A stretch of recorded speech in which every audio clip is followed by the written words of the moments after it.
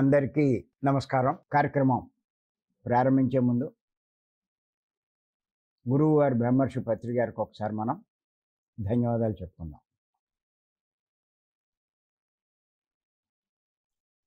మనం గత కొన్ని రోజులుగా మూడు రకాల జీవితాల గురించి చెప్పుకున్నాం. ఏమిటా మూడు రకాల జీవితాలు? ఈ అంటే ఒక రకంగా చెప్పాలంటే మూడు భవిష్యత్తుల గురించి చెప్పుకున్నాం. ఈ జన్మలో ఉన్న శేష జీవితం ఒక భవిష్యత్తు అవుతే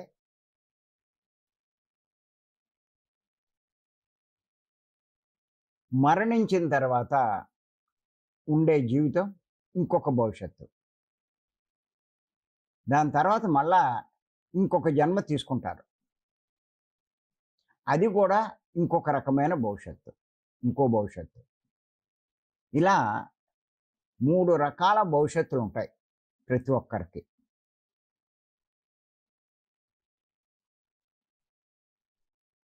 ఈ మూడు రకాల భవిష్యత్తులో ఉండే జీవితం బాగుండాలి ఎవరికైనా సరే. అవి బాగుండాలి అంటే ఏం చెయ్యాలి అన్నది కూడా మనం చెప్పుకున్నాం. ఈ జన్మలో ఉండే భవిష్యత్తు జీవితం బాగుండాలి అంటే బుద్ధి వికసింప చేసుకోవాలి అని చెప్పుకున్నాం. చనిపోయిన తర్వాత ఉండే భవిష్యత్ జీవితం, చనిపోయిన తర్వాత ఉండే జీవితమే ఇంకో భవిష్యత్తు. అది బాగుండాలి అంటే జ్ఞానం సంపాదించుకోవాలి అని తెలుసుకున్నాం.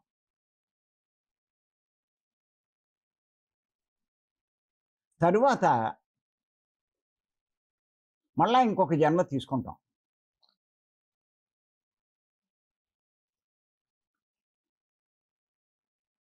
అది కూడా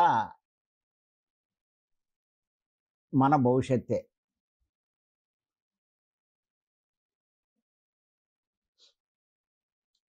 ఆ మరు జన్మలో జీవితం బాగుండాలి అంటే యోగి కావాలి అని చెప్పుకున్నాం. ఎందుచేతనంటే ఏ భవిష్యత్తు బాగుండాలన్నా దానికి ఈ జన్మలోనే ప్రయత్నించాలి,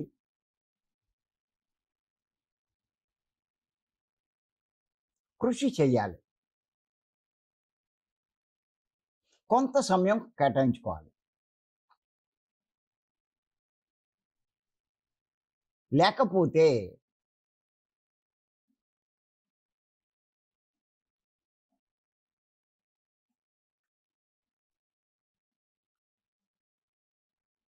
భవిష్యత్ జీవితాలు మీరు అనుకున్నట్టు ఉండవు, చాలా బాధపడవలసి వస్తుంది.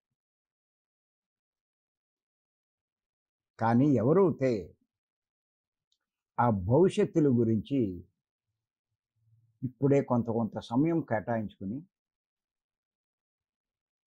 కృషి చేస్తారో వాళ్ళు వైభవంగా జీవించడమే కాదు, చాలా తక్కువ జన్మల్లో జన్మ లేని స్థితి సంపాదించుకుంటారు. అంచేత మరు జన్మలో ఉండే జీవితం బాగుండాలి అంటే యోగి కావాలి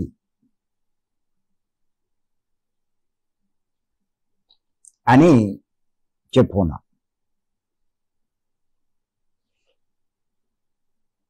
మరి ఎవరు యోగి కాగలడు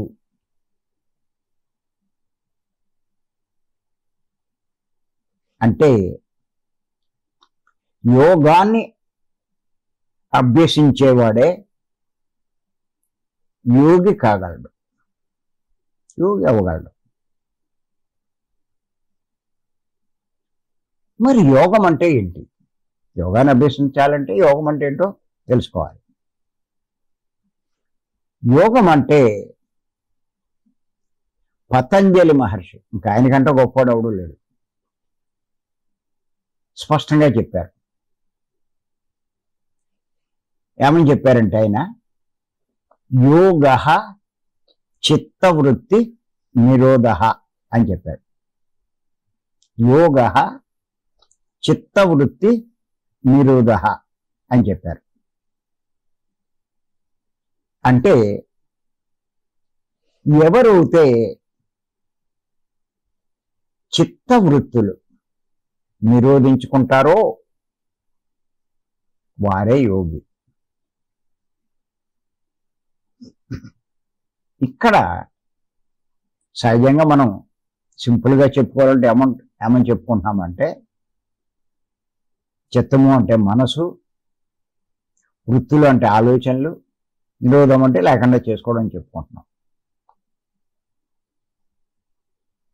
కానీ ఇంకొంచెం లోతుగా తీసుకుంటే, ఎందుకంటే మీరు డెప్త్కి వెళ్తూ ఉండాలి. జ్ఞానం పెరిగే కొద్దీ మీ జ్ఞానాన్ని డెప్త్కి వెళ్తే బయటికి వెళ్ళినప్పుడు రకరకాల జనాలు మనకి కలుస్తూ ఉంటారు. గొప్పవాళ్ళు కలుస్తూ ఉంటారు, మళ్ళాగే లోకంలో ఎంతోమంది గురువులు ఉంటారు. వాళ్ళని కూడా కలవాల్సి వస్తుంది. అప్పుడు అటువంటి వారుతో మనం డిస్కస్ చేసేటప్పుడు మన దగ్గర కొంత సబ్జెక్ట్ ఉంటే వాళ్ళని ఇంప్రెస్ చేయగలుగుతాం. చేత ఇప్పుడు అలాగే ఉండిపోకూడదు, కొంచెం ఇంకా లోతుల్లోకి వెళ్ళడం ప్రతి ఒక్కరూ తెలుసుకోవాలి. ఇంతకుముందు మనం చెప్పుకున్నాం, మనసు అంటే మనసులో 4 భాగాలు ఉన్నాయని చెప్పుకున్నాం. శరీరంలో జ్ఞానేంద్రియాలు, కర్మేంద్రియాలని ఎలా ఉన్నాయో మనసులో కూడా 4 ఉన్నాయి. ఏమిటి ఆ 4 అంటే,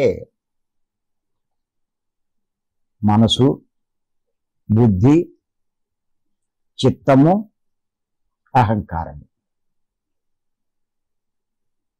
ఈ 4 పనులు చేస్తాయని కూడా చెప్పుకున్నాం. సంకల్ప వికల్పాలు చేసేది మనసని,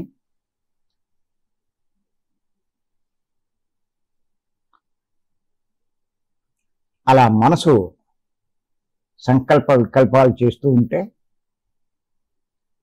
నిర్ణయించేది బుద్ధి, ఫైనల్ డెసిషన్ తీసుకునేది అని మనసు గురించి, బుద్ధి గురించి చెప్పుకున్నాం.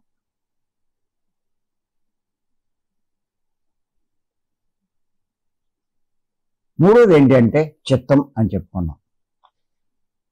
చిత్తం చేసే పని ఏమిటి అంటే, నిరంతరము చింతన చేసేదే చిత్తం. అంటే ఆలోచించేది. కొంచెం ఖాళీ దొరికితే చాలు ఆలోచిస్తూ ఉంటుంది. అలా ఆలోచించేది ఎవరు అంటే, మనసులో ఉన్న ఒక భాగం, ఒక పార్ట్.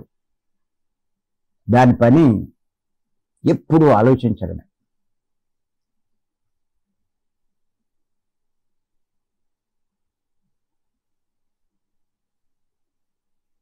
అందుకే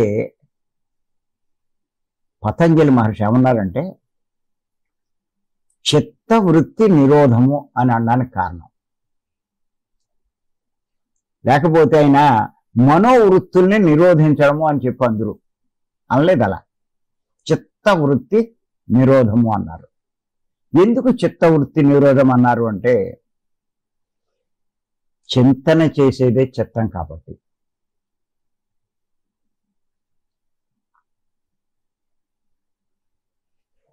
గుర్తుపెట్టుకోండి.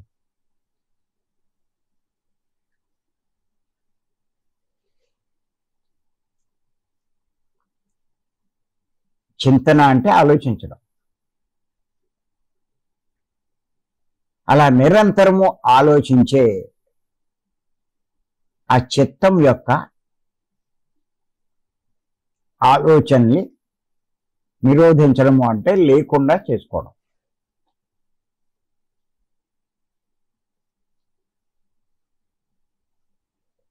ఆ మార్గమే పత్రి గారు మనకు అందించినటువంటి ఈ శ్వాస మీద ధ్యాస.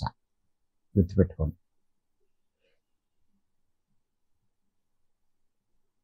అలా నువ్వు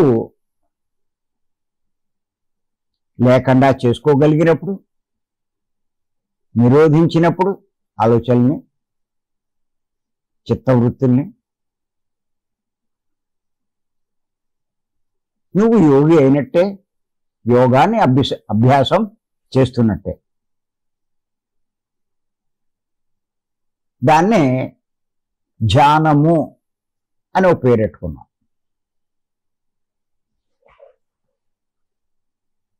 అంటే ఎవరు యోగి అంటే, ఎవరైతే శ్వాస మీద ధ్యాస ఉంచి ధ్యానం చేస్తారో వాడే యోగి. పత్రి గారు ఒక సందర్భంగా ఒక ప్రశ్న వేశారండి. మీరు ఇటువంటివన్నీ మర్చిపోకూడదు. ఎప్పుడు ఏ కొత్త విషయం వచ్చినా మీకు రికార్డ్ అయిపోవాలి. అప్పుడు మీ టాలెంట్ అద్భుతంగా ఎదుగుతుంది. ఎక్కడికి వెళ్ళినా ఇంప్రెసివ్గా మీరు చెప్పగలుగుతారు. ఇప్పుడున్న మాస్టర్లు బుద్ధి సరిగ్గా లేదు, జ్ఞానము లేదు, ఇంకేదో అనుభవాలు చెప్పి కాలక్షేపం చేస్తారు. అంచేత ఏం ప్రశ్న వేశారంటే, మనసులో 4 భాగాలు ఉన్నాయి. మనసు, బుద్ధి, చిత్తము, అహంకారం. ఈ 4 మనకి ఎక్కువ నష్టం కలిగించేది ఏది అని అడిగారు.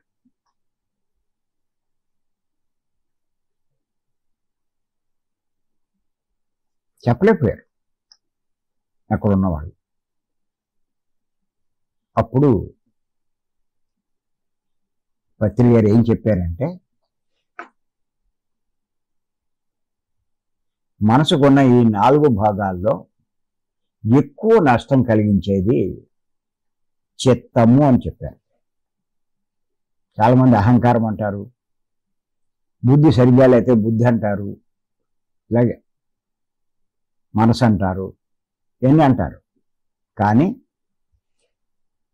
ఈ 4 అన్నిటికంటే ఎక్కువ నష్టం కలిగించేది చిత్తము. ఎందుకు చిత్తం ఎక్కువ నష్టం కలిగిస్తుంది? మళ్ళీ అది కూడా ఆలోచించాలి. ఇది నేను చెప్పేటప్పుడు ఒక్కసారి మీరు అబ్జర్వ్ చేసి ఎంత విపులంగా ఒక్కొక్క పాయింట్ చెప్పగలుగుతానో ఒకసారి చూసుకోండి. మీరు కూడా ఎదగాలన్నదే నా తపన, అంతకన్నా ఇంకేం కాదు. ఎందుకు చిత్తం ఎక్కువ నష్టం కలిగిస్తుందంటే, చిత్తం చేసే పని ఏమిటి అంటే ఖాళీ దొరికితే ఆలోచించడమే. ఎప్పుడైతే ఆ చిత్తం అలా ఆలోచిస్తూ ఉంటుందో మీ శక్తి ఖర్చు అయిపోతూ ఉంటుంది.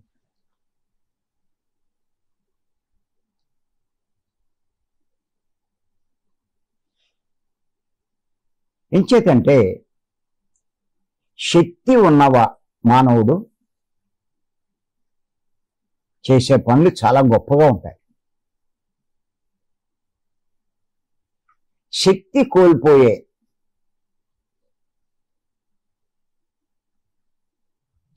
కోల్పోయిన మానవుడి యొక్క పనులు సామాన్యంగా ఉంటాయి. ఒక్కోసారి చాలా నష్టాన్ని కూడా కలిగిస్తాయి. అంచేత అన్నిటికంటే చిత్తమే నష్టం కలిగిస్తుంది. ఇప్పుడు శరీరంలో భాగాలు ఉన్నాయి, కళ్ళు ఉన్నాయి, నోరు ఉంది, చెవులు ఉన్నాయి. ఏది ఎక్కువ నష్టం కలిగిస్తుంది అని మీరు ఆలోచించుకున్నప్పుడు మీరు రకరకాలుగా ఆలోచించవచ్చు. అలాగే మనసులో 4 భాగాలు ఉన్నప్పుడు 4 రకాల పనులు చేస్తూ ఉంటాయి. అందులో ఏ భాగము ఎక్కువ నష్టం కలిగిస్తుంది అంటే పత్రిక స్పష్టంగా చెప్పారు, చిత్తము అని. ఎప్పుడైతే మీరు ఆ చిత్తం ఎక్కువగా ఆలోచిస్తూ ఉంటుందో మీ శక్తిని కోల్పోతూ ఉంటారు. శక్తిని కోల్పోయేవాడు సామాన్యుడిగా జీవిస్తాడు. శక్తిని పెంచుకున్నవాడు గొప్పవాడిగా జీవిస్తాడు. ఎందుచేతంటే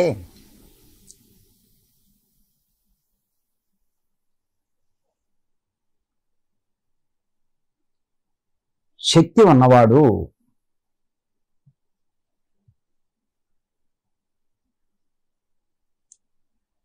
ఏదైనా తట్టుకుంటాడు.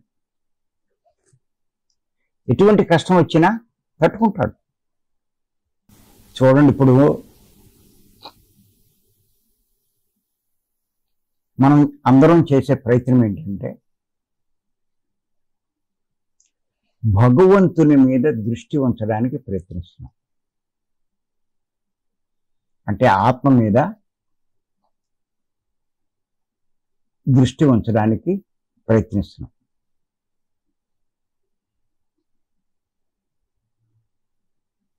దానికి కళ్ళు మూసుకొని కూర్చుంటున్నాం, శ్వాసను గమనిస్తున్నాం.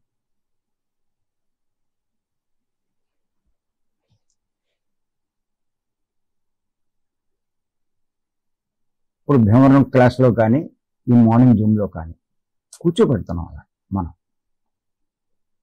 మీరు గుర్తుంచుకోండి,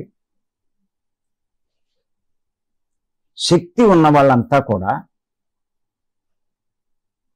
వీడియోలు ఆన్ చేసి కూర్చుంటున్నారు.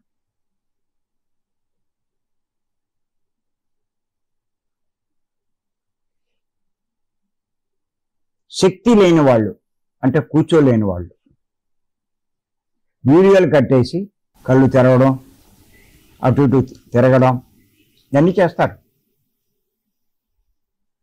మరి మనకు చూస్తూ ఉంటాం కదా. గుర్తుపెట్టుకోండి, అంటే వాళ్ళు గొప్ప భగవంతుడి మీద దృష్టి కూడా ఉంచలేకపోతున్నారు. వాడికి ఎన్నో కోరికలు ఉంటాయి. భగవంతుడు నాకు అది చేస్తే బాగుండు, ఇది చేస్తే బాగుండు, ఇది కలిసి వస్తే బాగుండు, అది కలిసి వస్తే నాకేమీ భగవంతుడు కనికరం కలగలేదు, ఇలా అనుకుంటారు.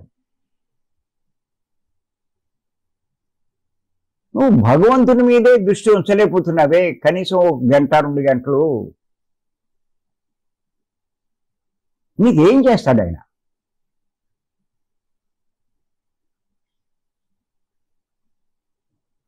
నువ్వు భగవంతుని మీద దృష్టి ఉంచలేనివాడు భగవంతుని ఏం పొందుతావు? భగవంతుని పొందకపోతే నీ కష్టాలు అలా పోతాయి.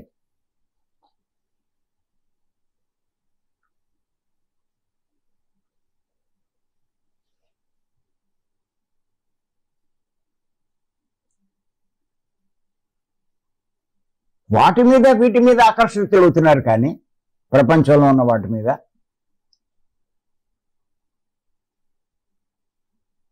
ఆత్మ పట్ల ఆకర్షితులు అవ్వట్లేదే.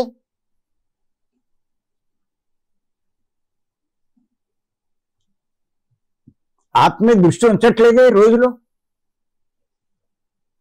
24 పనులు, 24 గంటలు అన్ని పనులు చేయడానికి సమయం కేటాయిస్తున్నారే. ఒక 2-3 గంటలు భగవంతుని మీద మీరు ఎందుకు దృష్టి ఉంచలేకపోతున్నారు?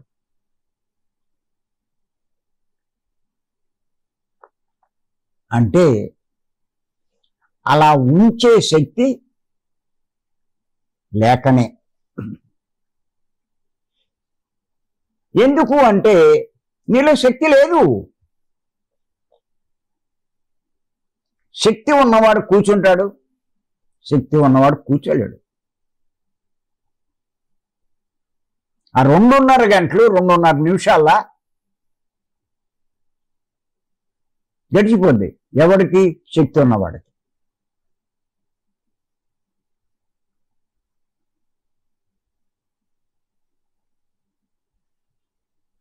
వాడు ఇంకా శక్తి సంపాదించుకుంటాడు అలా కూర్చున్నవాడు. నువ్వు అసలు కూర్చోవే,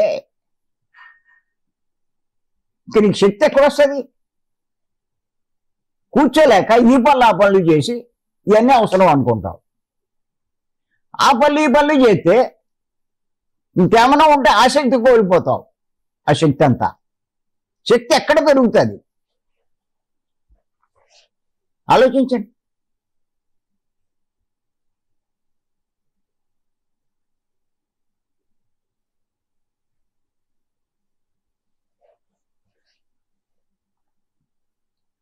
ఏదో ఆలోచిస్తూ ఉంటావు, ఆ పనులు ఈ పనులు చేస్తూ ఇంకా శక్తి కోల్పోతూ ఉంటావు.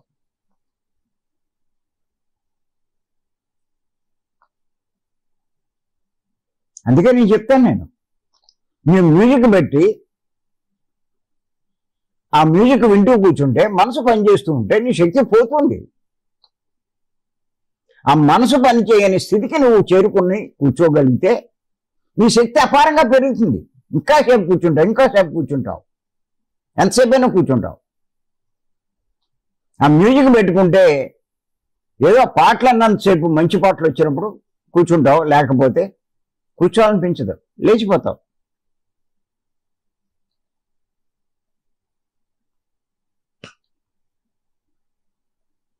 అంచేత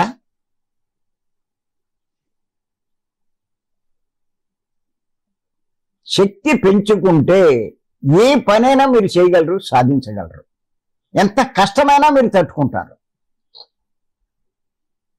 దేన్నైనా మీరు తట్టుకుంటారు.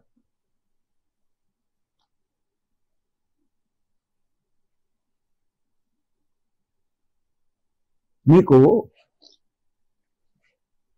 శక్తి యొక్క గొప్పతనం చెప్తాను నేను. ఇక్కడి నుంచైనా కాస్త వీడియోలు ఆన్ చేసి కూర్చోండి. ఎందుకది జాయిన్ అయినా అవనట్టే లెక్క. ఎవరి కోసం అండి? మీకోసమా, నా కోసమా? మీ శక్తి పెరిగితే మీరే గొప్పవాళ్ళు అవుతారు, ఏ పనైనా సాధిస్తారు, ఏదైనా చేయగలుగుతారు. ఒక 2 గంటలు 3 గంటలు కూర్చోలేరా?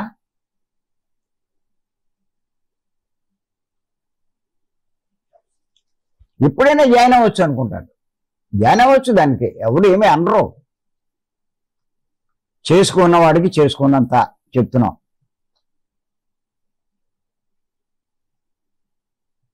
ఎందుకు ఉదయం ఉండే సమయాన్ని, మీకు ఇవ్వబడిన సమయాన్ని వృధా చేసుకుంటారు? ఆ 2-3 గంటలు శక్తిని పెంచుకోవడానికి ఉపయోగించండి. మీలో లోపాలు ఉన్నాయంటే, మీలో బలహీనతలు ఉన్నాయంటే శక్తి లేకే, అంతకని ఇంకేం లేదు. కనీసం అబద్ధం ఆడకుండా ఉండలేరు,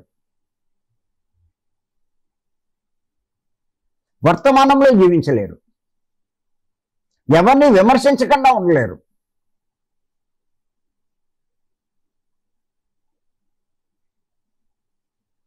ద్వేషించకుండా ఉండలేరు. కారణం శక్తి లేకపోవడం. అనుకున్నది పాటించలేరు, ఆచరించలేరు. పొద్దున్నే లేవాలనుకుంటారు, లేవలేరు. ఎందుకు అంటే ఏదో బద్ధకం అనేది వంకాడతారు, శక్తి లేకే.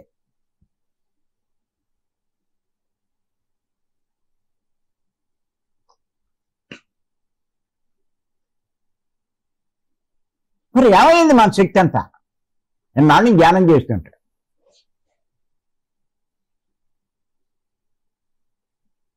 దానికి మీ చిత్తమే కారణం.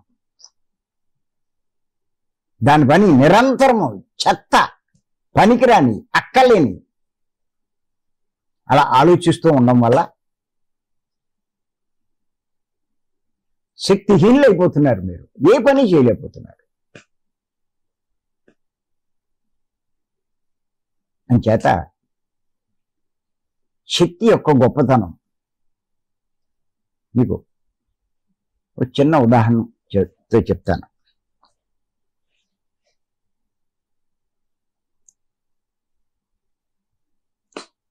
అపార శక్తివంతుడైనటువంటి దదీచి మహర్షి యొక్క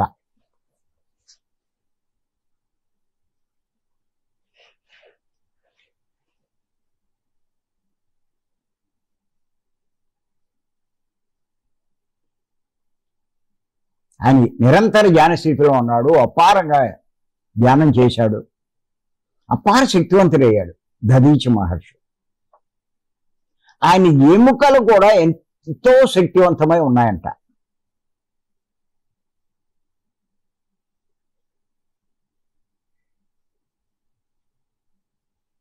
అందుచేత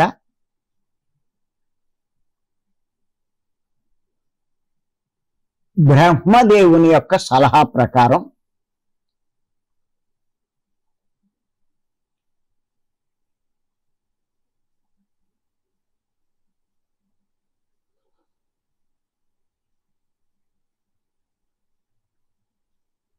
దేవతలు రాక్షసులను ఓడించడానికి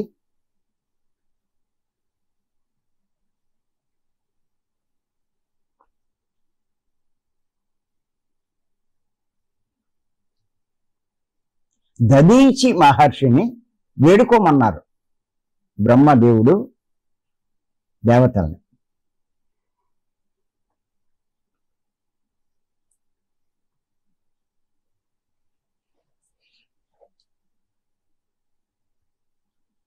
ఆయన వేడుకొని దదీచి మహర్షి యొక్క ఎముకలు అరగమన్నారు.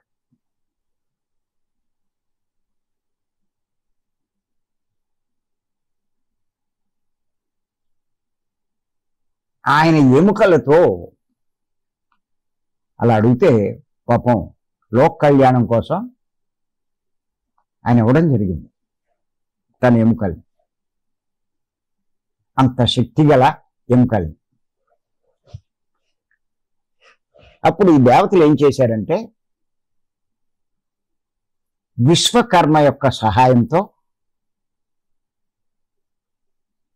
ఇది తయారు చేయాలని ఆయనే వజ్రాయుధం తయారు చేయించుకొని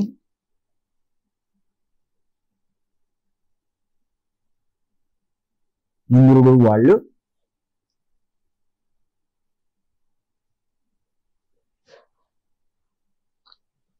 రాక్షసులను జయించగలిగారు.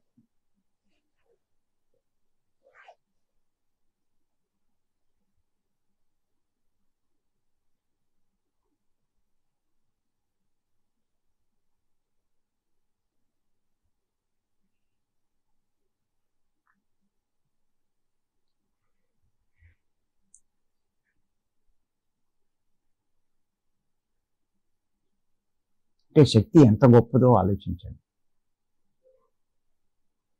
మీ శరీరంలో మీరు శక్తి పెంచుకుంటే ప్రతి భాగము శక్తివంతమవుతుంది.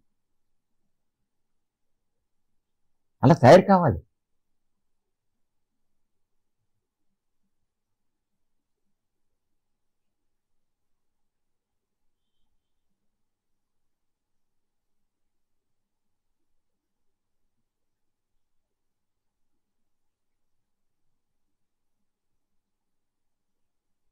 అందుకే పత్రి గారు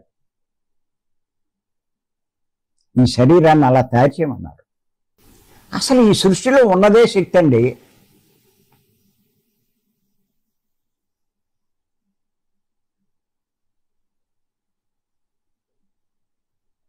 అలా వ్యాపించి ఉన్న, విశ్వమంతా వ్యాపించి ఉన్న దాన్ని విష్ణుతత్వం లేదా ఆత్మతత్వం అంటారు. దాన్నే శక్తి లేదా చైతన్యం అంటారు.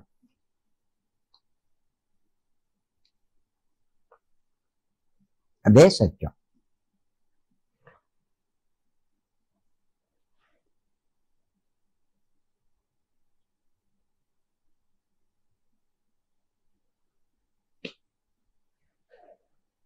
కానీ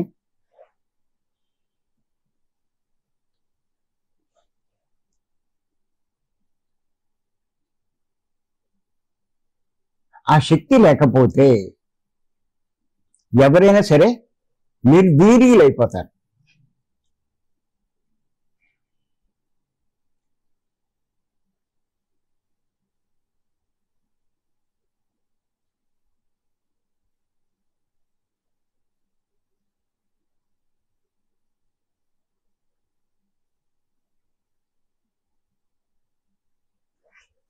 అంటే మనం అంత శక్తివంతులు అవ్వాలి అంటే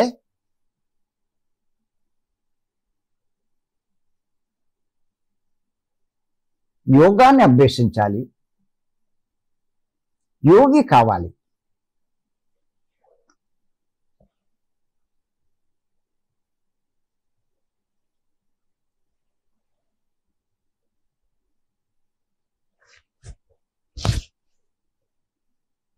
ఎవడు గొప్ప యోగి?